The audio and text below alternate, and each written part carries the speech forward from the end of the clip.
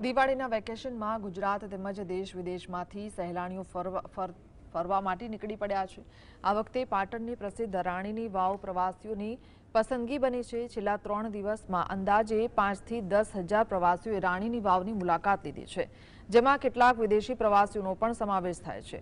યુનેસ્કોની world heritage યાદીમાં સ્થાન પામેલી અને 100 રૂપિયાની નોટ પર અંકિત આ ઐતિહાસિક વાવ જોવા માટે પ્રવાસીઓમાં ભારે ઉત્સાહ જોવા મળી રહ્યો છે।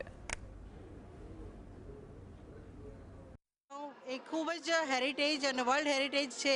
અહીંયા જોવાલાયક સ્થળ છે। લોકો બીજે ફરવા જાય એના કરતાં જોવે, ગાઈડને અહીંયા કરે અને જાણકારી લે અને એકલો ફોટોગ્રાફી કર્યા વગર જાણીને ફોટોગ્રાફી કરે એમાં ઘણું મહત્ત્વ છે।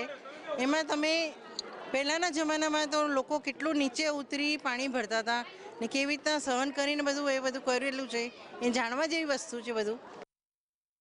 પાટણની સુપ્રખ્યાત વિશ્વવિખ્યાત રાણકી વાવ જોઈને ખૂબ જ આનંદ થયો। 1000 વર્ષ પુરાણી આ વાવને જે રીતે સંરક્ષિત કરીને સરકાર પ્રયત્નો કરી રહી છે, લોકોએ પણ એમાં થોડી સ્વચ્છતા બાબત સહકાર આપવો જોઈએ। જૂનું સ્મારક છે એને સાચવવા માટે થોડી આપણી પણ સમજની જરૂરિયાત છે। આ ફરવાનું સ્થળ નથી, આ ખરેખર તો વિદ્યાર્થીઓ માટે, શિક્ષકો માટે, જે સંશોધનકારો છે એમના માટે શીખવાનું એક સરસ મજાનું સ્થળ છે।